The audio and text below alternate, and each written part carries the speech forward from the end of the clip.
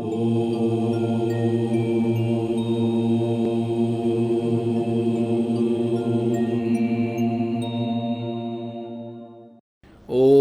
परब्रह्मणे नमः।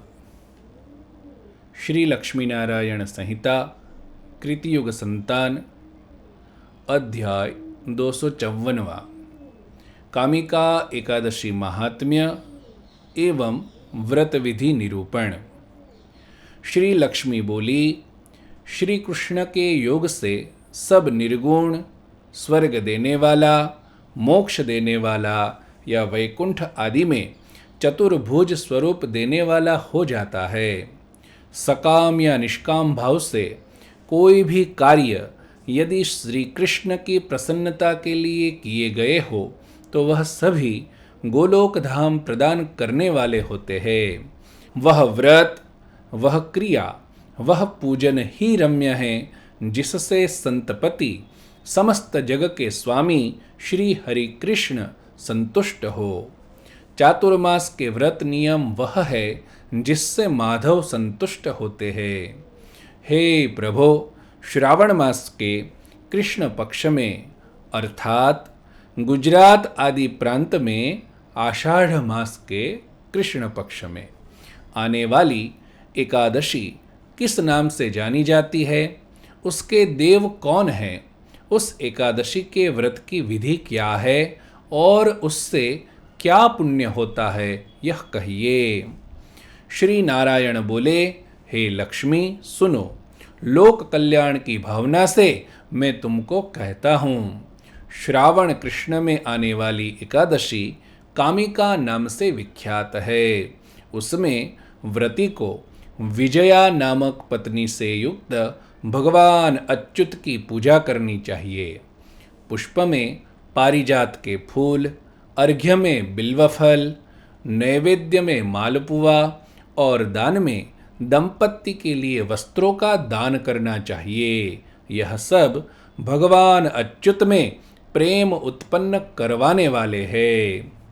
इस दिन श्री कृष्ण के पूजन से जो फल प्राप्त होता है वह सत्फल गंगा, काशी, नैमिषारण्य या पुष्कर के सेवन से भी नहीं होता। सिंहस्थ गुरु होने पर अर्थात कुंभ में, गोदावरी में स्नान करने से और व्यतिपात में दंडकारण्य के सेवन से जो फल प्राप्त होता है उससे भी अधिक फल इस दिन भगवान अच्युत की पूजा का कहा गया है। जो यह कामिका एकादशी का व्रत करता है वह समस्त सागर, वन इत्यादि से युक्त संपूर्ण पृथ्वी का दान करने वाले से भी अधिक पुण्य फल को प्राप्त करता है। प्रसव के समय में गाय को उभयतोमुखी कहा जाता है। उस गाय का अनेक उपहारों सहित दान करने से भी अधिक फल कामिका एकादशी के व्रत से होता है। श्रावण मास में एकादशी का व्रत करके जो भगवान श्री कृष्ण की पूजा करता है उसने समस्त देवी देवताओं की पूजा कर ली है। संसार रूप सागर में डूबते हुए मनुष्यों के लिए कामिका एकादशी का व्रत श्रीहरि द्वारा निर्मित संसार सागर को पार कराने वाला उत्तम जहाज है। अध्यात्म विज्ञान से प्राप्त करने योग्य फल निश्चय ही कामिका के व्रत से प्राप्त होता है।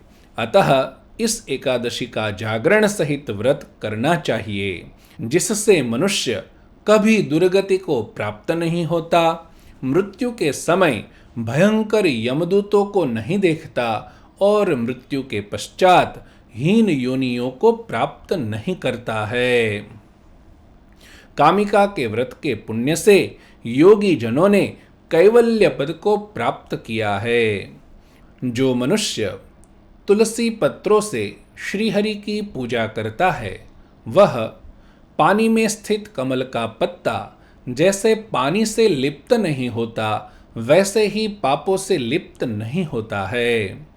एक भार सुवर्ण और 4 भार चांदी अर्पण करने से जो पुण्यफल की प्राप्ति होती है वह पुण्य फल की प्राप्ति तुलसी दल से पूजन करने से होती है। मुक्ता, वैदुर्य, प्रवाल आदि मणियों से पूजे गए श्री कृष्ण वैसे प्रसन्न नहीं होते जैसे तुलसी दलों से पूजे जाने पर प्रसन्न होते हैं। जिसने कोमल तुलसी की मंजरियों से माधव की पूजा की, उसके अनेक जन्मों के पाप नष्ट हो जाते हैं। या दृष्टा पाप शमनी, स्पृष्टा देहस्य पावनी, स्तुता रोग निरसनी, सिक्तांतक निवारिणी, रोपिता कृष्ण चरण, प्रत्यासक्ति विधायिनी, अर्पिता मुक्ति फलदा, तत्तुलस्यै नमो नमः।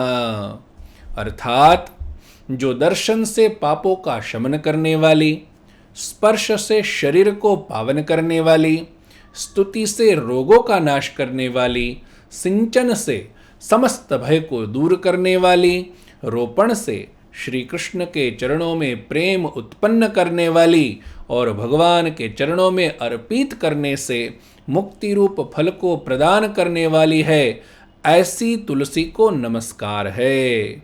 इस प्रकार बोलकर परमात्मा श्री वासुदेव को तुलसी अर्पण करनी चाहिए।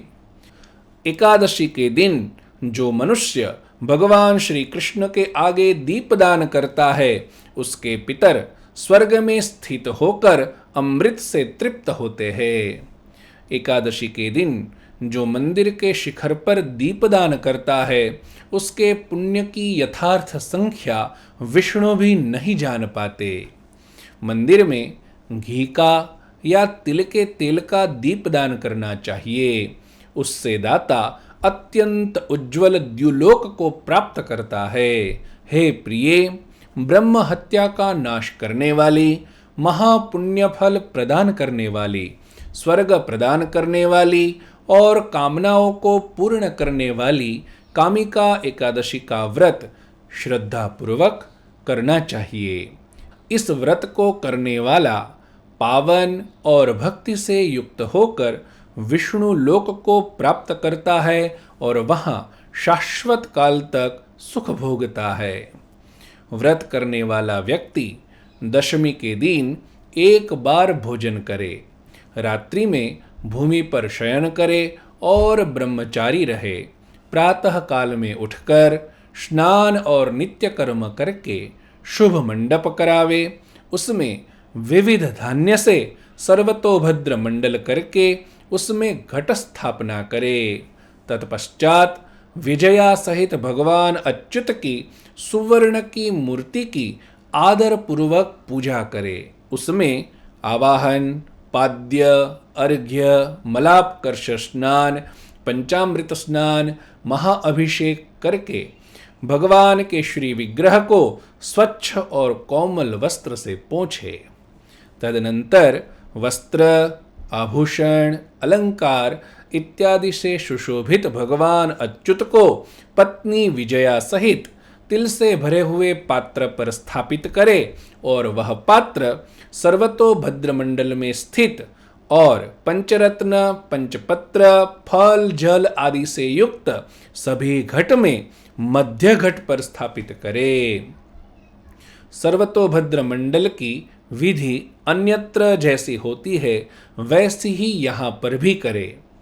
तत्पश्चात भगवान श्री हरि को विविध प्रकार के नैवेद्य तांबूल अर्पण करे, महा आरती करे, दंडवत, स्तुति, प्रदक्षिणा, मंत्र पुष्पांजलि, क्षमा याचना करके प्रार्थना करे कि मेरा यह व्रत निर्विघ्न समाप्त हो। मध्याह्न समय में भी षोडशोपचार पूजा करके उत्तम मिष्ठान्नों से भगवान अच्युत को तृप्त करे। सायंकाल में भी षोडशोपचार पूजा करके भगवान को झूला झुलाए एवं शयन समय में अंग मर्दन अर्थात अंग सेवा करे और भगवान को शयन करावे। स्वयं जागरण करे। द्वादशी के दिन प्रातः काल में स्नान और नित्य कर्म करके भगवान अच्युत की पूजा करके विविध प्रकार के दान दे और सत्पुरुषों, साधुओं, साध्वियों, बालकों इत्यादि को भोजन करवा के पश्चात स्वयं पारणा करे। इस प्रकार किया हुआ कामिका एकादशी का व्रत समस्त मनोकामनाओं को पूर्ण करता है। इस व्रत के प्रभाव से धनार्थी धन प्राप्त करता है, पुत्रार्थी पुत्र प्राप्त करता है, पत्नी की इच्छा वाला पत्नी को प्राप्त करता है, पति की अभिलाषा वाली स्त्री पति को प्राप्त करती है। इसी प्रकार घर, क्षेत्र, पशु, समृद्धि, धान्य, कीर्ति, आरोग्य, सम्मान, राज्य सत्ता, शत्रु समन, उपद्रव शमन, विघ्ननाश या धर्म, अर्थ, काम और मोक्ष में से जो भी अभिलाषा हो वह प्राप्त होता है। इस तरह यह कामिका व्रत उत्तम है, जो स्वर्ग देने वाला, सत्यलोक देने वाला, वैराज लोक देने वाला, गोलोक धाम देने वाला, अक्षर धाम देने वाला और सर्वसिद्धि प्रदान करने वाला है। अब पूर्व काल में घटित हुआ इस एकादशी का आख्यान सुनो। पूर्व काल में धर्मराज के कुल में उत्पन्न श्रवण आदि 12 पितर थे। यमराज ने उनको प्राणियों के संपूर्ण वृत्तांत को जान लाने का काम सौंपा। वे जहाँ भी जीवों के वृत्तांत को जानने जाते थे, वहाँ जीवों के सूक्ष्म और सूक्ष्मतम अर्थात सूक्ष्म से भी सूक्ष्म कर्मों को न देख पाते थे न जान पाते थे। जब हम जीवों के संपूर्ण वृत्तांत को जान ही नहीं पाते हैं तो यमराज को कैसे बताएंगे। इस चिंता से आतुर वे सभी मिलकर यमराज के पास गए और कहने लगे कि जैसे हम जीवों के सूक्ष्म कर्मों को जान सके ऐसा उपाय बताइए। और जीव असंख्य है और हम तो 12 ही है, तो सिद्धि के बिना सब जगह हमारी व्यापकता कैसे होगी, जिससे हम सभी जीवों के संपूर्ण वृत्तांत को जान सके। अतः आप ऐसी सिद्धि प्रदान करें या ऐसा तप बताएं जिससे हम संपूर्ण वृत्तांत जानकर आपको निवेदित कर सके। यह सुनकर यमराज ने कहा, आप लोग कामिका व्रत का सेवन करो। श्रावण के कृष्ण पक्ष में जो एकादशी आती है उसको कामिका कहा जाता है। वह एकादशी तमाम प्रकार की सिद्धि एवं ऐश्वर्य प्रदान करने वाली है। फिर इन पितरों ने धर्मराज से कामिका एकादशी की व्रत विधि सुनकर एकादशी का व्रत किया और बहुत प्रकार के दान दिए। द्वादशी के दिन पारणा के समय प्रसन्न होकर स्वयं धर्मराज ब्राह्मण के स्वरूप में अतिथि बनकर आए और भिक्षाम देहि कहकर आंगन में खड़े रहे। श्रवणादि द्वारा बहुभाव से दी गई भिक्षा का स्वीकार करके धर्मराज, जो कि स्वयं अच्युत भगवान के पिता है, उन्होंने कहा कि आपके व्रत से मैं प्रसन्न हूं, वरदान मांगो। तब श्रवण आदि ने कहा कि हम लोग जीवों के सूक्ष्म कर्मों को भी जान सके ऐसी सर्वज्ञता दीजिए।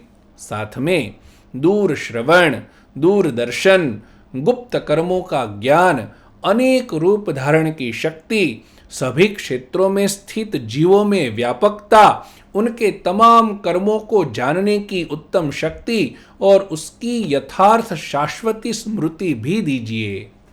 यह सुनकर धर्मराज ने कहा कि आप लोगों ने कामिका एकादशी का व्रत किया है, उसका फल बहुत है।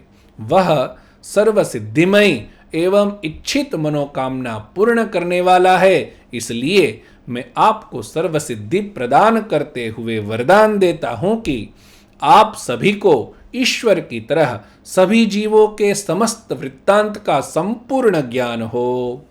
इस प्रकार वरदान देकर धर्मराज तिरोहित हो गए। तब से लेकर श्रवणादि सर्वदा असंख्य रूप धारण करके सर्वज्ञ की तरह चित्रगुप्त के सामने मृतक के पूर्वगामी वृत्तांतों का निवेदन करते हैं। कामिका के व्रत से उनकी समस्त मनोकामना पूर्ण हुई। इसलिए मनुष्यों को सर्वसिद्धि प्रदान करने वाला कामिका एकादशी व्रत करना चाहिए। हे लक्ष्मी, मैं दूसरी कथा रति की कहता हूँ, सुनो। पूर्व काल में हिमालय में जब शंकर ने कामदेव को भस्म कर दिया, तब पति के बिना कामदेव की पत्नी रति विधवा हो गई। वैधव्य के दुख से पीड़ित रति ने भगवान शंकर के पास जाकर प्रार्थना करते हुए कहा कि हे नाथ, कृपा कीजिए, पति के अभाव में मुझे दुख देने वाला अमंगलत्व प्राप्त हुआ है। मुझ दुखियारी स्त्री का यह दुख दूर कीजिए। हे शंभो, मेरा कल्याण कीजिए। यह सुनकर शंकर जी ने कहा कि तुम कामिका एकादशी का व्रत करो, उससे तुम्हारा अमंगलत्व निश्चित ही दूर होगा और शरीर के बिना भी तुम्हारा पति तुम्हें मैथुन के समय रति स्थान में प्राप्त होगा। अतः तुम्हारा वैधव्य और अमंगलत्व नष्ट हो जाएगा। समयांतर में सौभाग्यवती तुमको तुम्हारा पति श्री कृष्ण के पुत्र सुंदर शरीर वाले प्रद्युम्न के रूप में प्राप्त होगा। यह सुनकर प्रसन्न होकर रति ने कामिका एकादशी का व्रत किया। दूसरे दिन पारणा के समय स्वयं शंकर जी भिक्षुक बनकर भिक्षा लेने पधारे। तब रति ने भिक्षा प्रदान की। भोजन करके शंकर जी ने कहा कि मैं तुम्हारे कामिका एकादशी के व्रत से प्रसन्न हूं, इसलिए वरदान मांगो। यह सुनकर रति ने कहा कि मुझे मेरा पति कामदेव प्रदान कीजिए। तब तथास्तु कहकर शंकर जी अदृश्य हो गए। तब से रति ने तमाम जीवों में मैथुन के समय अपने पति को प्राप्त किया और समयांतर में शरीरधारी कृष्ण पुत्र प्रद्युम्न को भी प्राप्त किया। इस प्रकार इस व्रत के प्रभाव से रति सौभाग्यवती हुई और ब्रह्मांड में स्थित सभी प्राणी मात्र में व्याप्त होने की शाश्वत सिद्धि को प्राप्त की।